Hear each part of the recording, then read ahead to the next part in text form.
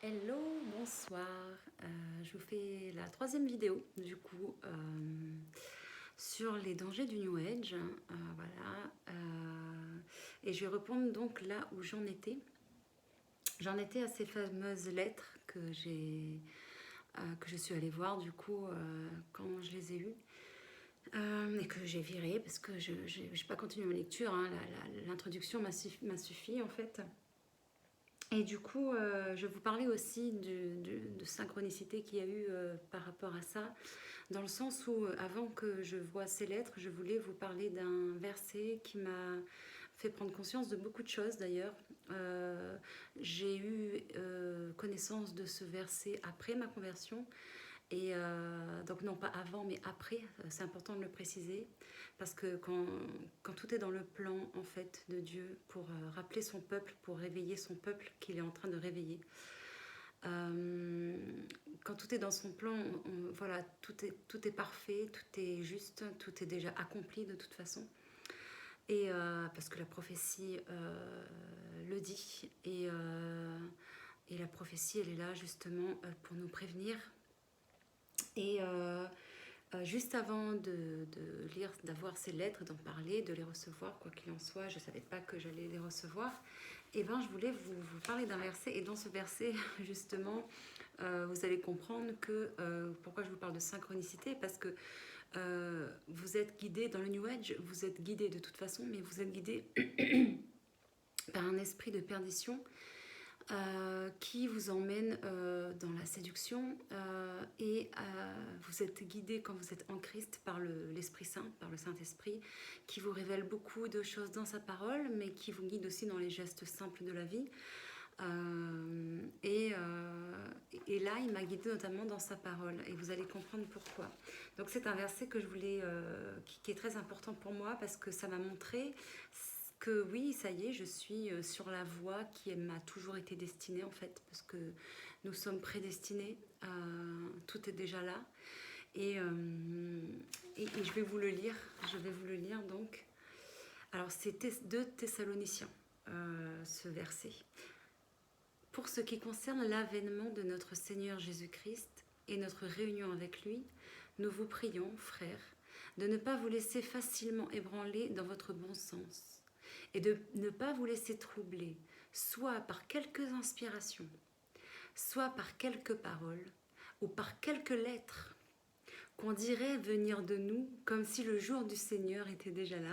Alors ça m'a fait sourire quand j'ai intégré ce verset dans mon étude de ce soir pour vous faire ma vidéo, et quand j'ai relu le verset et je vois par quelques lettres qu'on dirait venir de nous, comme si le jour du Seigneur était déjà là, parce que dans la lettre c'est exactement ce qui est avancé, et ça m'a fait sourire comme quoi voilà, l'esprit donne toutes les réponses, on a déjà toutes les réponses, et ça me fait sourire aussi dans le sens où vraiment vous allez voir que la parole de Dieu, dans tout ce qui est annoncé dans la Bible, est vivante. Et pourquoi est-ce qu'on dit que la parole de Dieu est vivante?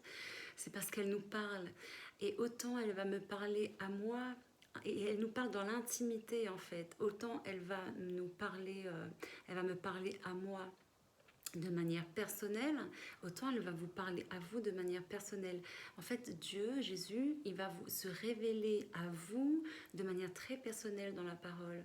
C'est comme quand je vous l'ai dit dans une de mes vidéos, je vous en parlerai plus tard, parce que sinon je vais faire 5-6 vidéos juste pour vous parler du New Age, mais bon, pourquoi pas.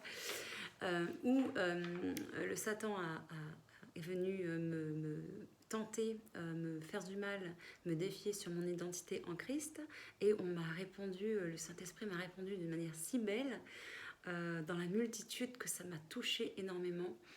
Et ben là c'est pareil, on va vous parler, parce que l'invisible régit le visible, vous voyez, c'est vraiment, il y a des lois, Dieu a créé ses propres lois universelles, donc les lois qui régissent son univers, l'univers, la création, et nous avons eu justement cette connaissance, cette intelligence, mais nous avons complètement mis ça sur notre sur notre profit, sur notre compte, sur notre propre intelligence.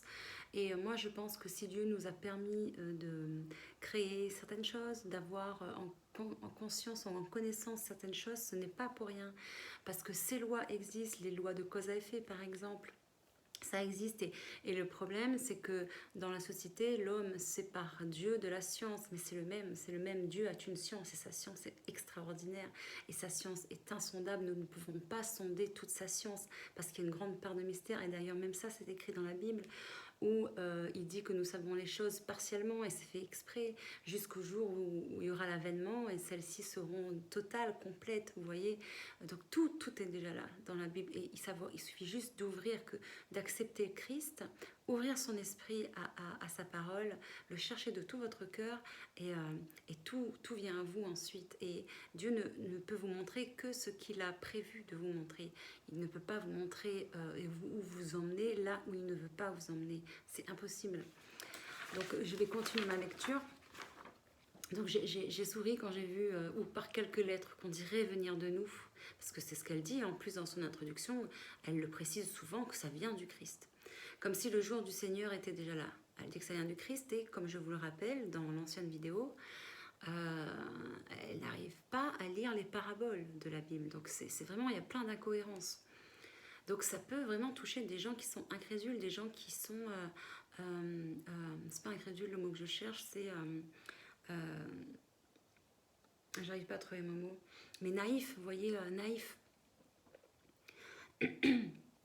Que personne ne vous séduise d'aucune manière, car il faut que l'apostasie, donc l'apostasie c'est tout ce qui concerne, nous y sommes, c'est-à-dire on ne croit plus en Dieu, on ne croit vraiment plus en Dieu, on croit en autre chose, en tout, mais pas en Dieu. On croit par exemple en l'univers et on cherche un créateur autre que Dieu, alors que la Bible, elle a toujours été là, la parole a toujours été là, bien que, bien sûr, je suis aussi intimement convaincue que ça a été aussi contrôlé par l'homme. Vous voyez, il y a des choses qu'on ne nous a pas dites, parce que ça vient d'un système, quand on remonte sur l'histoire même de la Bible, c'est-à-dire comment elle a été...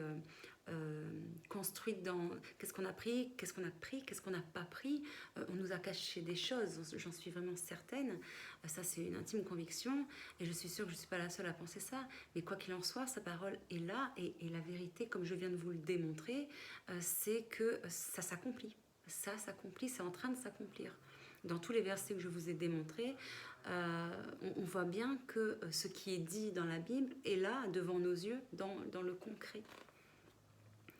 Donc que personne ne vous séduise d'aucune manière, car il faut que l'apostasie soit arrivée auparavant, c'est ce qui est en train de se passer, et qu'on ait vu paraître l'homme du péché, le fils de la perdition, l'adversaire qui s'élève au-dessus de tout ce qu'on appelle Dieu, ou de ce qu'on adore, jusqu'à s'asseoir dans le temple de Dieu, se proclamant lui-même Dieu. Si ça, c'est pas la doctrine du New Age, qu'est-ce que c'est? Vous voyez, je vais répéter ça. Donc, que personne ne vous séduise d'aucune manière, car il faut que l'apostasie soit arrivée auparavant. L'apostasie, pardon. Et qu'on ait vu paraître l'homme du péché, le fils de la perdition, donc Satan, qui est en train de nous séduire, l'adversaire qui s'élève au-dessus de tout ce qu'on appelle Dieu, ou de ce qu'on adore, jusqu'à s'asseoir dans le temple de Dieu, se proclamant lui-même Dieu. Et dans le New Age, c'est quoi? C'est qu'on se proclame Dieu. On se proclame créateur de notre vie par nos pensées, vous voyez. Et encore une fois, je vous dis, ces lois-là existent dans le sens où il y a la loi de cause à effet, forcément, mais qui, dans le New Age, est vraiment détournée du Christ, qui est vraiment... Voilà, c'est l'homme qui va utiliser cette loi à son propre profit, qui va utiliser cette loi et en plus dans sa propre psyché pour arriver à ses fins en fait. Ne vous souvenez-vous pas que je vous disais ces choses lorsque j'étais encore chez vous? Et maintenant vous savez ce qui le retient, afin qu'il ne paraisse qu'en son temps. Car le mystère de l'iniquité agit déjà. Il faut seulement que celui qui le retient encore ait disparu. Et alors paraîtra l'impie, que le Seigneur Jésus détruira par le souffle de sa bouche et qu'il anéantira par l'éclat de son avènement. L'apparition de cet impie se fera par la puissance de Satan, avec toutes sortes de miracles, de signes et de prodiges mensongers, et avec toutes les séductions de l'iniquité pour ceux qui périssent, parce qu'ils n'ont pas reçu l'amour de la vérité pour être sauvés. Aussi Dieu leur envoie une puissance d'égarement, pour qu'ils croient aux mensonges. Et ça, je vais peut-être en parler dans une autre vidéo, pareil, parce qu'il y a un passage dans la Bible, je me semble que c'est aussi dans la Genèse, où Dieu dit qu'il a créé la lumière et les ténèbres, et quand il dit pour qu'ils croient au mensonge, une puissance d'égarement, afin que tous ceux qui n'ont pas cru à la vérité, mais qui ont pris plaisir à l'injustice, soient condamnés. En fait, je vais vous expliquer, je suis persuadée aussi, et c'est pour ça qu'on parle d'énergie, d'invisible, de visible, c'est parce que nous sommes influencés justement par ces énergies qui viennent du mystère du divin. Tout comme nous sommes influencés forcément par le mouvement des planètes, mais tout ça, ça revient encore au mystère de Dieu, à tout ce qui est dans son, comment dire, dans son intelligence, à lui qu'on ne peut pas comprendre, qu'on ne peut pas discerner, qu'on ne peut pas.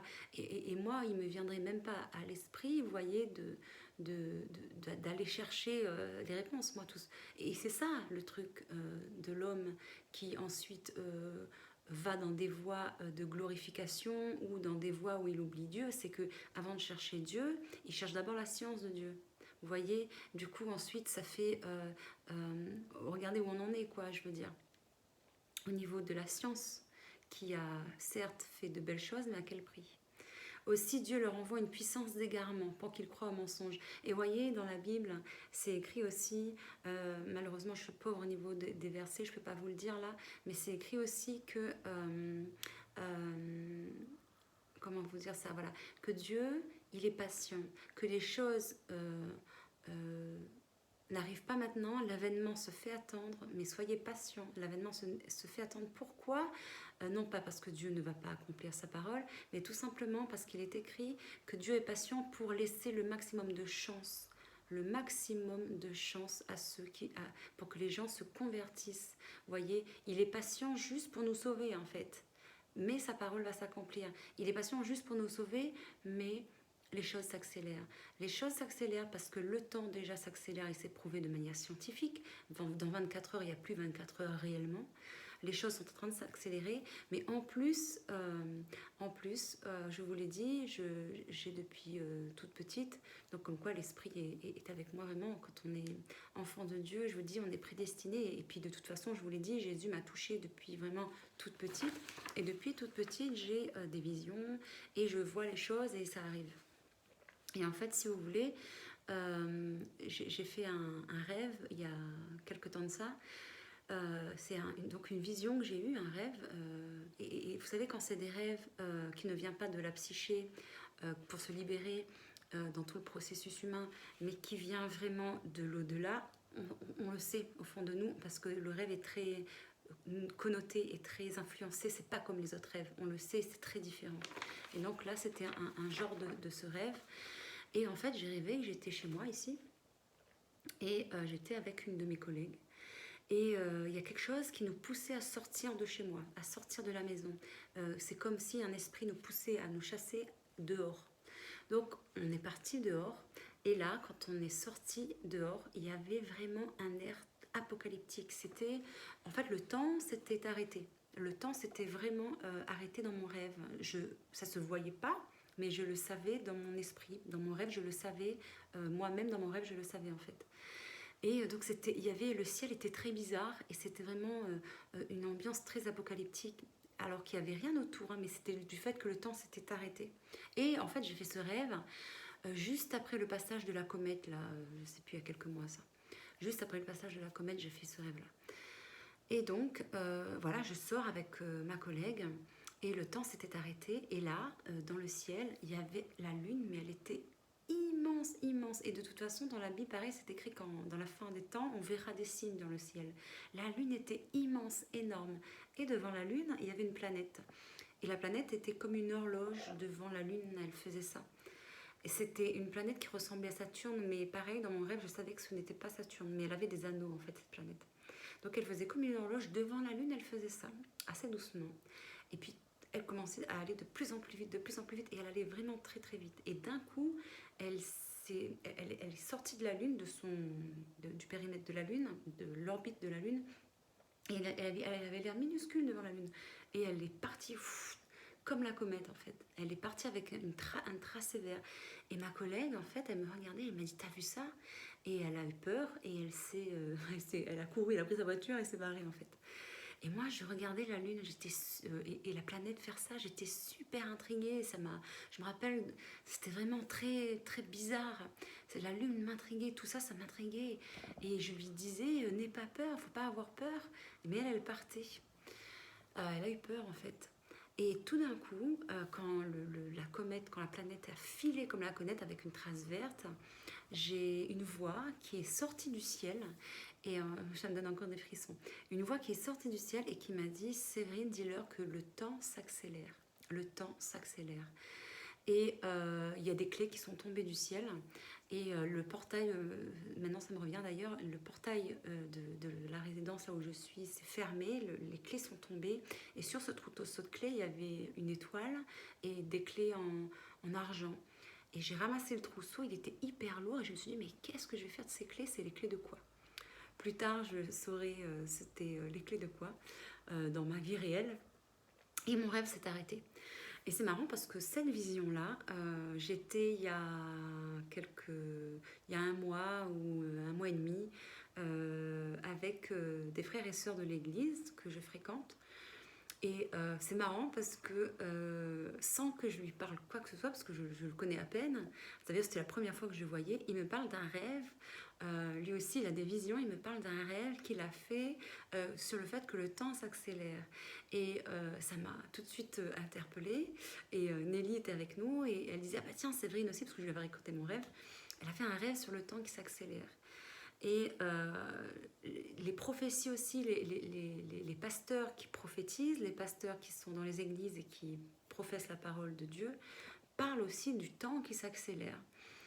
Donc j'en reviens vraiment à être révélée que le temps, oui, s'accélère, le temps s'accélère et que nous arrivons vraiment à ce moment crucial où je pense que Dieu arrive à son temps de fin de patience, comme on dit. Fin de patience, non pas qu'il n'est pas patient, mais que ça y est, il a fait son œuvre et que, voilà, convertissez-vous, quoi. Parce que vraiment, le temps s'accélère dans le sens où nous arrivons vraiment dans cette fin des temps. Dans cette fin des temps. Et ça se voit autour de nous. Il y a plein de choses qui se passent, vous savez. Ne regardez pas... moi, je ne regarde pas du tout les actualités. Je regarde pas du tout les actualités, mais par contre, de temps en temps, je vais sur Internet et je regarde ce qui se passe avec des journalistes indépendants. Et il y a des choses qui font peur. Quand vous voyez tout ce que le gouvernement met en place de manière cachée, vous savez, de manière très pernicieuse, et voilà. Et il y a ce qui s'appelle, allez jeter un petit coup d'œil sur ce qui s'appelle le nouvel ordre mondial. Et là, j'ai vu de ces choses et je me dis, mais ça fait peur. Et on y arrive. Et ça, pareil, c'est dit dans la Bible, mais c'est dit de manière parabolique, pareil. Je ne sais pas si ça se dit parabolique. C'est dans les paraboles de l'Apocalypse de Jean. Et quand il parle de la bête, par exemple. Et, mais tout ça, vous voyez, c'est révélé vraiment dans l'esprit, mais pas que, parce que c'est aussi révélé par certains pasteurs ou par certains docteurs théologiens qui se sont convertis en Christ depuis des années. Et c'est dit tout ça, c'est écrit. Donc moi, ce temps qui s'accélère là, c'est vraiment, voilà, on arrive vraiment au temps où il est encore temps de se convertir. Et donc convertissez-vous, vous voyez. Et j'avais lu, je crois, un verset là-dessus tout à l'heure. Donc l'apparition de cet impie se fera par la puissance de Satan avec toutes sortes de miracles, de signes, de prodiges mensongers, et avec toutes les séductions de l'iniquité pour ceux qui périssent parce qu'ils n'ont pas reçu l'amour de la vérité pour être sauvés. Aussi Dieu leur envoie une puissance d'égarement pour qu'ils croient aux mensonges. Donc là, vous voyez, quand ce sera fini, quand Dieu arrivera à son jugement, en fait, au jugement, moi ce que j'entends par là, mais attention, ça ne tient qu'à moi, c'est vraiment comme ça que ça se révèle à moi, c'est qu'il ne sera plus possible de se convertir, dans le sens où Les ténèbres, vous savez, quand vous êtes dans l'esprit de confusion, quand vous êtes dans les ténèbres, c'est-à-dire dans la souffrance totale, dans le feu de la souffrance, parce qu'il y a feu de souffrance du monde et feu de la souffrance que Dieu utilise pour nous purifier. Mais quand vous êtes dans le feu de cette souffrance, dans la confusion, dans l'esprit mauvais, euh, il est encore possible d'en sortir aujourd'hui quand on dit oui à Jésus-Christ, quand on dit oui à sa parole. Mais quand Dieu va dire, ça y est, c'est mon jugement, je ne pourrai plus, et bien c'est de ça dont il parle là. Aussi Dieu leur envoie une puissance d'égarement pour qu'ils croient au mensonge, afin que tous ceux qui n'ont pas cru à la vérité, mais qui ont pris plaisir à l'injustice, soient condamnés. La condamnation, c'est ça, parce que, regardez bien, on nous a souvent appris à être devant Jésus-Christ comme condamnés, c'est-à-dire on a souvent sur nous voilà, la culpabilité, la condamnation. Vous savez, c'est cette voix en nous qui nous juge, c'est Satan en fait, qui vient nous juger, qui vient nous condamner, qui vient nous dire que nous sommes ceci ou cela. Et ben, on est encore capable d'être sauvé par Christ, parce que Christ a enlevé ça par la croix. Il nous a sauvés de la condamnation. Et là c'est ce qu'il dit.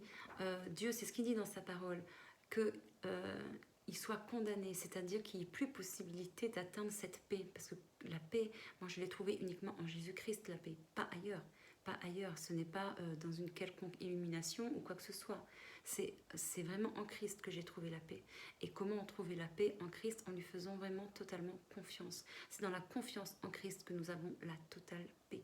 Parce que les choses ensuite, à l'intérieur de nous, changent. C'est comme l'eau vive, vous savez, l'eau vive dont parle Jésus à la Samaritaine au puits, c'est ça, c'est vraiment, il y a une autre eau qui jaillit en nous. Pour nous, frères bien-aimés du Seigneur, nous devons à votre sujet rendre continuellement grâce à Dieu, parce que Dieu vous a choisi dès le commencement pour le salut, par la sanctification de l'Esprit et par la foi en la vérité. C'est ça, la sanctification de l'Esprit et par la foi en la vérité. La foi en la vérité, c'est quoi? C'est la foi en sa parole. C'est à quoi il vous a appelé par notre évangile, pour que vous possédiez la gloire de notre Seigneur Jésus-Christ. Ainsi donc, frères, demeurez fermes et retenez les instructions que vous avez reçues, soit par notre parole, soit par notre lettre. Que notre Seigneur Jésus-Christ lui-même et Dieu notre Père, qui nous a aimés et qui nous a donné par sa grâce une consolation éternelle et une bonne espérance, console vos cœurs et vous affermisse en toute bonne œuvre et en toute bonne parole. Amen. Donc voilà, vous savez, tout ça, ça a été écrit depuis des siècles et des siècles, et c'est là avant nous. C'était là avant nous, ça a été de toute façon prophétisé et accompli. Et vous voyez, je reviens sur la transformation, parce que dans le New Age, dans le mouvement New Age, on dit que nous sommes les seuls à nous sauver, que nous sommes les seuls à nous transformer, que nous sommes les seuls à pouvoir nous changer. Alors moi je dis oui et non, dans le sens oui, nous sommes les seuls, mais en se convertissant, en disant oui à Jésus, parce que nous n'avons pas le pouvoir de nous transformer, nous avons juste le pouvoir d'accepter cette transformation en nous par ses mains de potier. Et moi, ce qui m'a tué également dans le New Age, c'est justement cette recherche d'identité, pour me rendre compte finalement que je ne sais pas qui je suis, alors qu'en Christ, j'ai trouvé qui j'étais. Il y a aussi cette... comment vous dire, toutes ces croyances qui nous font croire que nous pouvons accéder à l'illumination. Parce que l'illumination, finalement, c'est un peu la carotte. D'ailleurs, tout à l'heure, j'étais en train d'écrire, je regardais parce que du coup, je n'ai pas pu l'imprimer. Vous voyez, je disais que Dieu a créé l'homme à son image. Dieu créa l'homme à son image. Il nous a dotés d'intelligence. Mais sans Dieu au-dessus de nous, sans l'obéissance à sa parole et à sa souveraineté, voyez où cette intelligence nous a menés. Nous avons fait de grandes découvertes, mais à quel prix? Au départ, nous avons eu de bonnes intentions, c'est vrai, surtout beaucoup dans la médecine. Mais ensuite, regardez comment ça a dévié dans le clonage, dans la génétique, dans les OGM. Au départ, nous avons de bonnes intentions, puis les cœurs se corrompent pour le profit et la gloire, pour l'autosuffisance et l'autosanctification. Nous savons aller dans l'espace, mais nous ne savons pas aller chez notre voisin et chercher à le connaître ou aller faire la paix avec nos parents.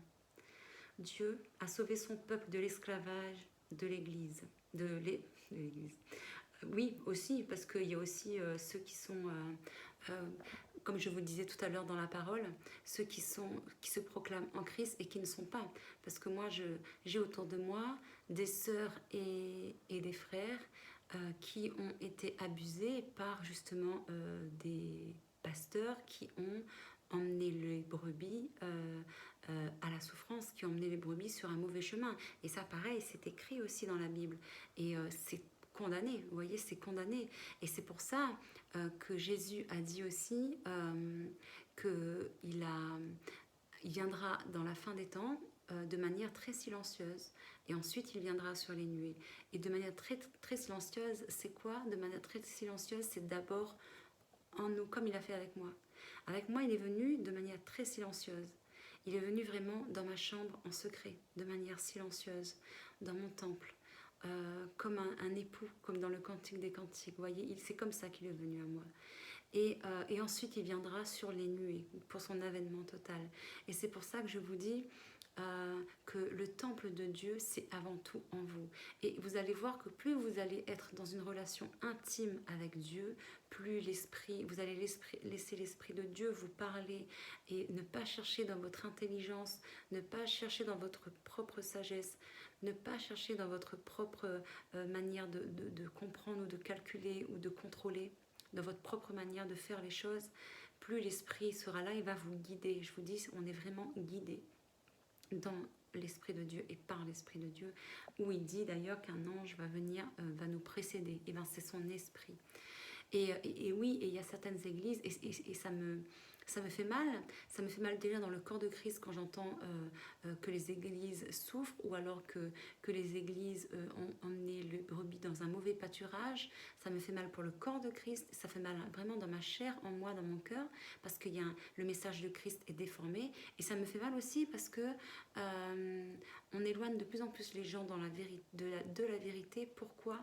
Parce que on déforme l'image du Christ, parce qu'il y a tellement de préjugés, et tout ça pourquoi? Parce qu'il y a eu des pasteurs qui ont emmené des brebis sur un mauvais pâturage, parce qu'il y a eu des prêtres, par exemple, je prends l'église catholique, même si moi je suis vraiment dans Jésus-Christ, hein, je ne suis pas du tout dans le catholique, tout simplement à cause des idoles justement. Moi, c'est vraiment Jésus-Christ. Et il y a voilà, tout ça, ça emmène le peuple à tout ce qu'il y a eu au niveau des prêtres. Parce qu'on est un homme avant tout. Vous voyez, il y a des faiblesses en l'homme. Parce que même tout ce qui s'est passé au niveau des prêtres, au niveau avec les enfants et tout ça, c'est horrible. Et ça empêche l'homme d'aller se tourner vers Dieu. Mais Dieu n'est pas ça. Dieu n'est pas ça. Et ça me fait mal et en même temps ça me met en colère, enfin ça me révolte en fait, ça me révolte parce que nous avons dans le monde beaucoup trop de préjugés sur le Christ et pourquoi est-ce que de toute façon la parole juste et vraie de la vérité qui est déformée fait autant de mal, c'est pour ça. C'est parce que du coup après on est perdu, les gens sont perdus, mais je peux vous assurer que quand on est en intimité comme ça avec Jésus-Christ, il vient à nous et il nous parle et on se découvre en lui. On découvre notre véritable identité en lui. Parce que il y a ce lien vraiment très très fort. C'est pour ça que je suis quelque part, il y a deux côtés, il y a le bon et le moins bon.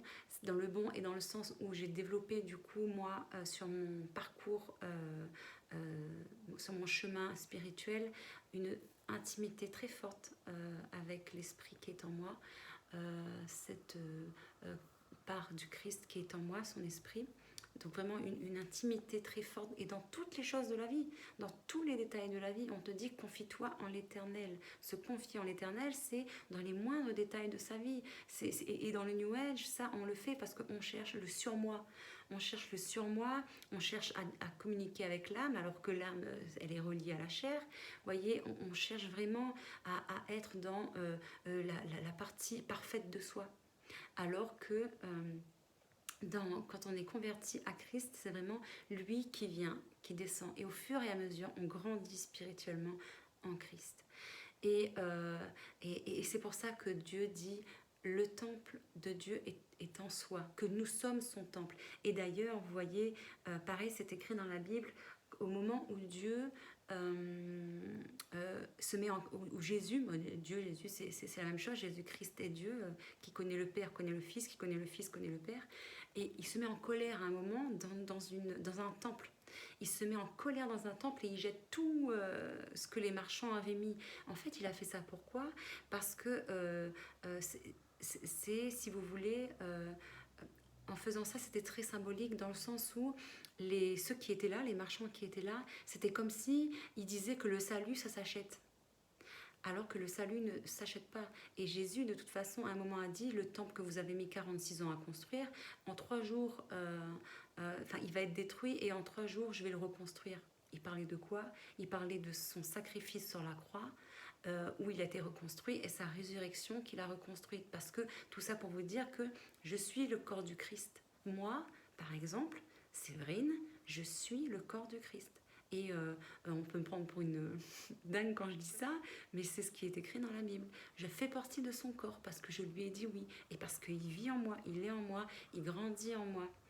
Et pour en revenir justement à ça, donc Dieu a sauvé son peuple de l'esclavage de l'Égypte, et on est de nouveau esclave d'un système. Parce que regardez autour de vous, on est esclave d'un système.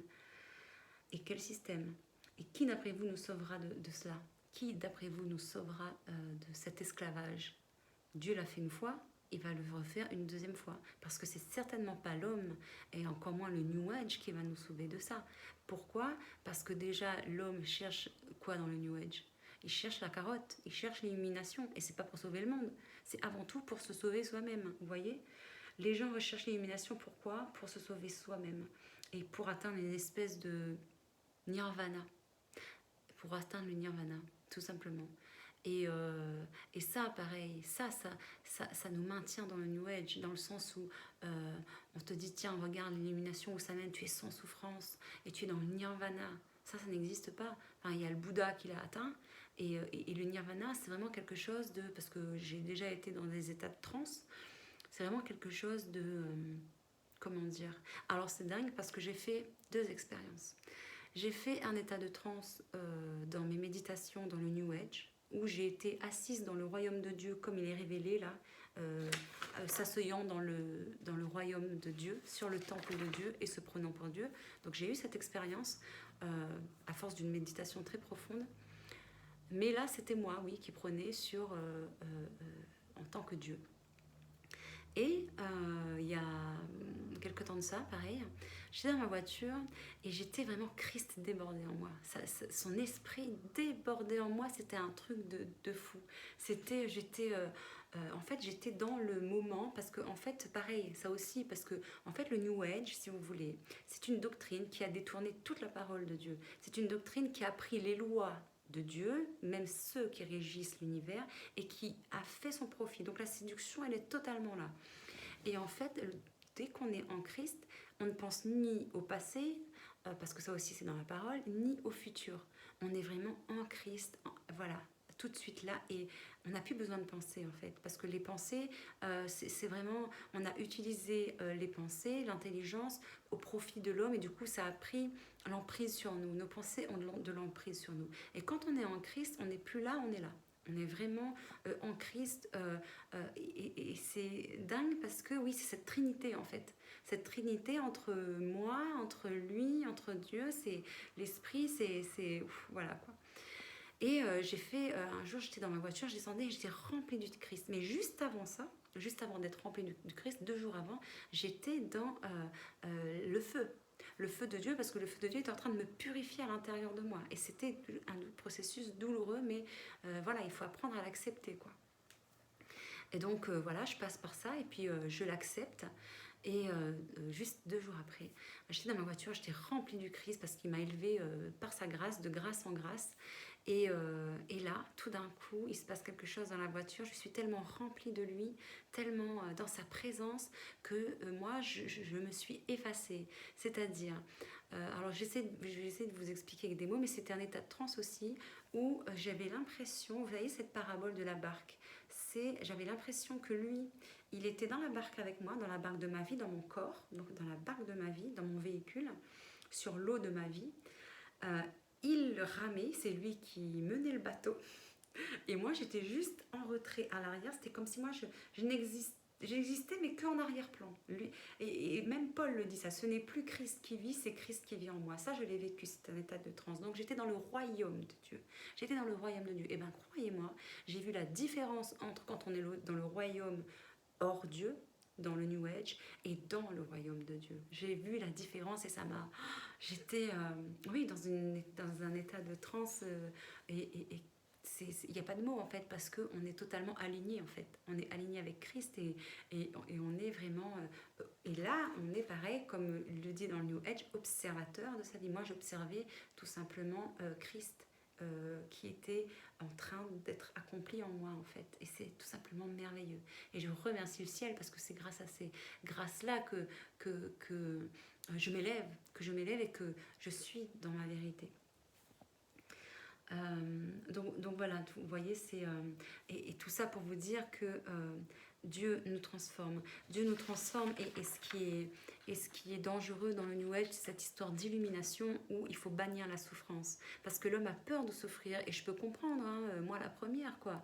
Moi la première, mais je sais d'où je viens et je ne veux plus aller là-bas.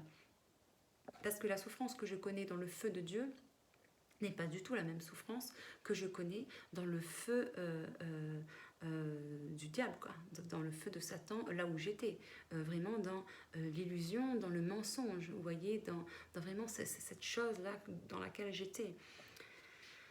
Donc l'homme ne veut pas souffrir et du coup il fuit Dieu aussi parce que déjà Dieu, comme on le disait tout à l'heure dans l'autre vidéo, Dieu nous montre nos péchés, donc forcément dans l'orgueil que nous avons en chacun de nous, parce que pour moi Satan égale orgueil, c'est exactement limite la même chose. Et je crois même qu'il y a un pasteur, comment il s'appelle, Joseph Prince, qui parlait de Satan et qui le considérait aussi à l'orgueil. Et moi aussi, j'avais cette révélation déjà avant d'aller sur sa vidéo.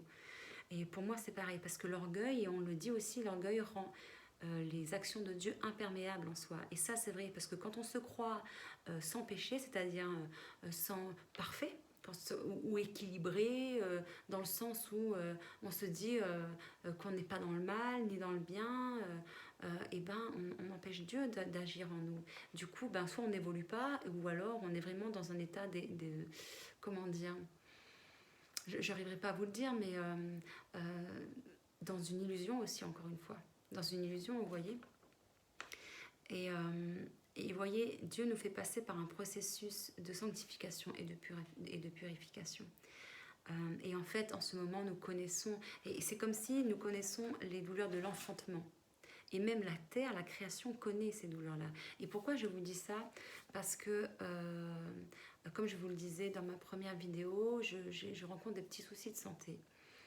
Et j'ai fait des examens et on révèle certaines choses, mais je sais aussi que j'ai eu beaucoup de chocs émotionnels par rapport au chemin que j'ai parcouru. Moi, c'était vraiment dans l'émotion. C'était vraiment des gros chocs émotionnels. Et là, j'accuse un peu le coup, si vous voulez.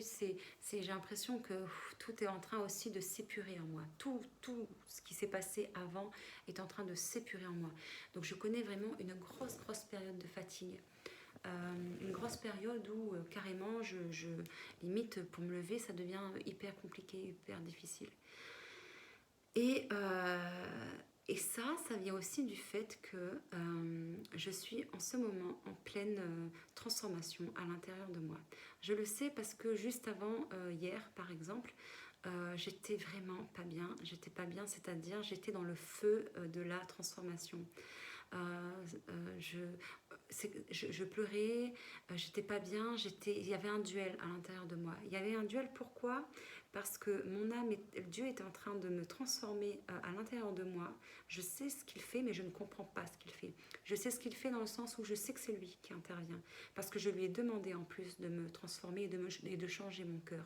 Parce que quand on connaît Christ, on se rend compte qu'on ne sait pas aimer sans lui.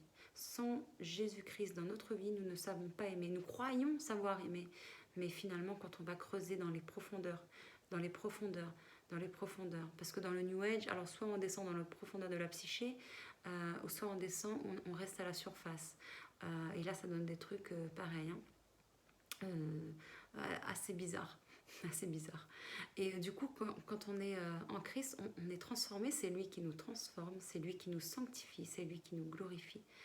Et donc j'étais hier pas très bien en fait dans mon mental, dans mon cœur, dans mon esprit. J'avais l'âme, l'esprit et le corps brisés, alors les trois. Ma sœur Nelly, elle a été vraiment un soutien pour moi, vraiment un très grand soutien. Et elle m'a envoyé une vidéo de Joyce Meyer que je regarde énormément. Je vous mettrai les liens sous la vidéo. De Joyce Meyer qui est une femme qui m'a souvent relevée, souvent, avant même que je me convertisse totalement en Jésus-Christ, elle m'a relevée énormément. Et elle est ointe, elle est vraiment ointe par Jésus-Christ, par Dieu. Et en fait, ça s'appelle la transformation. Et dans sa première vidéo, parce que c'est en deux parties, dans sa première vidéo, elle parle du papillon. Et elle disait, et déjà hier j'ai écouté ses premières paroles, je ne suis pas arrivée jusqu'au bout hier, hein, parce que je pleurais trop. Et dans ses premières paroles, elle disait que un papillon, une chenille, avant de devenir un papillon, à ce qui paraît, il devient en forme liquide. Et moi, quand elle m'a dit ça, je me suis dit, mais c'est ça, je suis totalement en forme liquide. Là je suis vraiment en forme liquide. Tellement j'étais pas bien, vous voyez. Donc ça m'a fait sourire parce que c'était totalement ça. Et ensuite, elle a parlé dans sa deuxième vidéo que j'ai regardée aujourd'hui et qui m'a fait énormément de bien, du fait de l'histoire d'une tasse. De l'histoire d'une tasse où c'était une vieille tasse d'argile pas belle. Et Dieu, le potier, donc, l'a façonnée et l'a mis dans le four. Et ensuite l'a renlevée. Et elle disait qu'elle était dans le four et elle disait, enfin écoutez la vidéo, ça vous parlera peut-être mieux parce que moi je la raconte pas très bien. Mais voilà, et quand elle était dans le feu du four, elle criait, ah mais pourquoi tu me fais ça Dieu? Pourquoi tu me fais ça? Parce qu'on impute beaucoup de choses à Dieu, vous voyez, surtout dans le monde d'aujourd'hui où si on a un malheur, c'est à cause de Dieu, si on a ceci, c'est Dieu qui nous punit. Alors c'est totalement faux. Dieu, il nous apprend à grandir et à aimer et à se sanctifier en lui et par lui. Et il nous apprend tout simplement à nous élever dans sa lumière. Et pour ça, on doit lâcher des choses. Pour ça, on doit nous purifier de tout ce qui a été perverti par le monde. Et donc, et ça m'a fait sourire parce que Joyce Meyer racontait cette histoire et elle disait la petite tasse qui criait pourquoi est-ce que tu me fais ça? Pourquoi est-ce que tu me laisses dans cette situation alors que tu m'aimes? Tu dis que tu m'aimes mais tu me laisses comme ça. Et moi, la veille, c'est exactement ce que j'ai dit à Dieu, quoi, parce que je lui parle, je me confie à lui vraiment comme si je parlais à vous, parce que c'est mon confident premier. Et je disais, mais père, mais pourquoi est-ce que tu me laisses comme ça, souffrir comme ça? Ça, c'est mon âme, vous voyez, qui parlait parce que ma foi est éprouvée. Et ça aussi, c'est écrit dans la parole de Dieu, c'est que votre foi sera éprouvée et il ne vous fera pas porter, il n'éprouvera pas votre foi au-delà de ce que vous pouvez supporter. Et cette parole est venue là hier en moi quand Satan est venu me dire aussi regarde ce qui te fait ton père. Vous voyez, parce qu'il vient, hein, regarde ce qui te fait, tu souffres à cause de lui. Et moi, l'esprit en moi a répandu directement, parce que moi, mon âme, c'était ah je souffre, ça fait mal.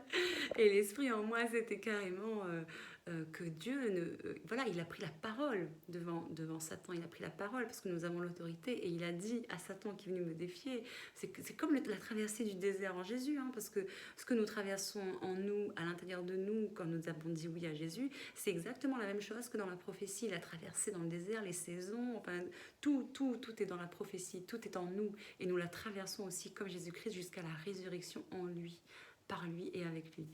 Et voilà, mon âme était ah pourquoi ça? Et puis elle se laissait tenter. Il y a le diable qui est là, qui se tente comme dans le désert. Et puis l'esprit de Dieu qui disait en moi, mais Dieu ne me tente pas pour au-delà de mes forces. Ne me tente pas. Dieu ne me donnera pas ce que je ne peux pas porter au-delà de mes forces. Vous voyez, c'est tout un combat spirituel à l'intérieur de soi. Et notre foi, elle est éprouvée. Notre foi, elle est éprouvée dans le sens où quand Dieu va nous transformer, au lieu de nous laisser faire, et au lieu de nous dire, allez, oui, ok, c'est douloureux quand on se transforme parce que notre âme est purifiée, mais c'est comme l'épée. L'épée, quand elle est aiguisée par un forgeron, elle est tapée pour former l'épée. Elle est tapée, l'épée, par le marteau. Elle est tapée, ensuite elle est passée au four, au feu. Mais tout ça pour aiguiser l'épée de vérité. Ben, nous, c'est pareil dans les mains de Dieu. On est forgé, on est modelé, on est modifié. Mais quand on le laisse faire, quand notre cœur s'ouvre à lui, et il nous transforme et il nous élève pour ça, parce qu'il nous aime. C'est pas pour nous punir, c'est pas pour nous condamner. Ça, c'est faux, archi faux. Et c'est pour nous élever, pour nous faire grandir, pour notre bien, pour qu'on attire justement à nous les bénédictions qu'il a pour nous. Et dans le New Age, ça, pareil, c'est déformé. Penser super baraque, penser super voiture, penser une vie super de gloire, de succès, et vous l'aurez. Vous voyez, c'est l'évangile de la... Alors j'ai lu ça, je ne savais pas que ça existait, l'évangile de la prospérité. Mais c'est pas du tout dans la Bible, ça. Hein. C'est vraiment... Et voilà, vous voyez, tout ça, c'était déformé. Mais non, mais Dieu veut nous offrir tous ces cadeaux. Parce que, pareil, ça, c'est un préjugé, comme quoi, quand on est en Dieu, quand on est chrétien, quand on croit en Christ, on est soit tout le temps dans la souffrance, soit on est miséreux, soit on est... il faut vivre absolument la flagellation. Non, mais tout ça, c'est des faux... c'est faux, c'est des faux préjugés, c'est pas vrai du tout, parce que Dieu, il veut une vie d'abondance pour nous, parce que comment attirer un chrétien si tu vis dans la misère? Non, c'est quand on fait la différence auprès des autres, c'est quand on est vraiment dans l'abondance, l'arbre de vie abonde, on porte du fruit, et les bénédictions viennent ensuite. Je veux dire, c'est quoi ce Dieu qui nous empêcherait de jouir de la vie que lui-même nous a donnée? Ça n'a pas de sens. Ça n'a pas de sens, vous voyez. Donc, enlevez déjà tous ces fondements, toutes ces croyances qui sont totalement fausses, déjà. Et dites-vous, qu'est-ce que veut un père pour son fils? Qu'est-ce que veut un père pour sa fille? L'amour. On veut que nos enfants réussissent. Le Créateur, c'est pareil. Et donc, pour ça, il faut passer par... quand on éduque nos enfants, moi, par exemple, quand Hugo, je vois qu'il commence à trop s'exciter ou alors à me répondre d'une manière où il veut prendre l'autorité, je remets tout de suite à sa place et je pose des conditions. Et si je vois que ça, une fois, ce que je dis, ça ne fonctionne pas, deux fois, ça ne fonctionne pas, la troisième fois, c'est quoi? Là, je dis punition, mais ce n'est pas punition pour te condamner, c'est punition pour que tu apprennes ce qui est bon pour toi. Parce que je veux ton bonheur, parce que moi, j'ai déjà l'expérience. Parce que moi, je sais, j'ai déjà acquis cette sagesse. Parce que par rapport à l'expérience, Dieu c'est pareil. Dieu il a toute la sagesse lui. Ce qu'il veut c'est nous donner la sagesse aussi. Mais pour ça il faut nous apprendre à nous délester de nos cœurs orgueilleux, de nos cœurs qui veulent savoir, qui se basent sur notre propre intelligence, notre propre psyché. Voyez, ouvrez-vous à Dieu. Après oui, c'est un processus douloureux parce qu'on passe par le feu, mais la seule chose qu'on a à faire dans tout ça, contrairement au New Age où tu dois faire ceci, faire cela, ou alors juste être. Alors ça aussi c'est le truc dans le New Age, c'est tu dois atteindre l'illumination, mais tu dois juste être. Bon, maintenant ça me fait rire, mais bon. Et du coup, voyez, Dieu, c'est la seule chose que nous avons à faire quand il nous transforme. Parce que moi, c'est ça, moi, c'est hier surtout ce qui me fait mal, encore parfois, parce que ça réveille des vieux démons, un géant que Dieu a écrasé, mais qui maintenant n'est plus un géant, parce que je le vois maintenant, c'est la confusion. Et hier, c'était ça, j'étais confuse, je ne comprenais pas ce qui se passait. Je me dis, mais qu'est-ce qui se passe? Qu'est-ce qui ne va pas chez moi? Pourquoi je suis comme ça? Parce que mon esprit sait. Parce qu'en plus, c'est ça le pire. Hier, je me suis dit, mais mon esprit sait la vérité. Mon esprit sait que Dieu est là, que Jésus est avec moi. Et pourquoi est-ce que je souffre quand même? Pourquoi est-ce qu'il y a cette dualité en moi? C'est parce que mon âme refusait. La mort intérieure, c'est ça, c'est mourir à soi-même, c'est ça, c'est lâcher ce qui ne convient plus, lâcher l'ancien pour redonner le renouveau. Et justement, l'âme qui n'a pas voulu, c'était le combat spirituel. Sauf que dans ces moments-là, quand Dieu nous transforme, éprouver la foi, c'est quoi? C'est se dire, et ça c'est ce que j'ai fait aujourd'hui, ça c'est ce que j'ai fait aujourd'hui avec l'aide de mon ami, et surtout avec l'aide de l'Esprit, avec l'aide de Dieu, de Jésus-Christ, qui a mis justement cet ami devant moi avec les vidéos de Joyce Meyer. Vous voyez, nous sommes ses instruments de toute façon. Nous sommes ses mains, nous sommes sa bouche, nous sommes son temple, comme je vous dis encore une fois. Et aujourd'hui, c'était ça. C'était Seigneur, je ne sais pas ce qui se passe en moi. C'est la confusion en moi. Je ne sais pas pourquoi est-ce que j'ai envie de pleurer. Pourquoi je suis triste. Parce que pareil, dans le New Age, c'est laisse aller ta tristesse, cherche pourquoi tu es triste, machin, ceci, cela. Là, c'est non. Là, je ne comprends pas, Seigneur, parfois ce qui m'arrive dans ce processus niamostique. Je ne comprends pas ce qui m'arrive, Seigneur. Pourquoi je suis triste alors que je connais la vérité? Alors que ma joie, c'est toi. C'est ça que je disais aujourd'hui, c'est que Seigneur, ma joie, c'est toi. Parce que quand on a connu la joie du Christ, il n'y a aucune autre joie comme ça. Une joie profonde, réelle, durable. J'ai dit, Seigneur, mais je sais que ma joie est en toi, parce que mon véritable bonheur, c'est toi, Christ. Parce que sans toi, je suis incomplète. Mais pourquoi alors est-ce que je suis triste? Pourquoi est-ce que j'ai la mort en moi? Et puis le combat, le feu, ça fait mal, ça fait mal, ça fait mal. Et je me suis dit, mais je te fais confiance. Je te fais confiance, Jésus. Tu sais ce que tu fais. Tu es en train de me transformer, Jésus. Tu es en train de modifier mon cœur. Tu es en train avec tes mains de potier, tu es en train de faire de moi celle que tu as toujours voulu que je sois. Refléter ta lumière sur moi.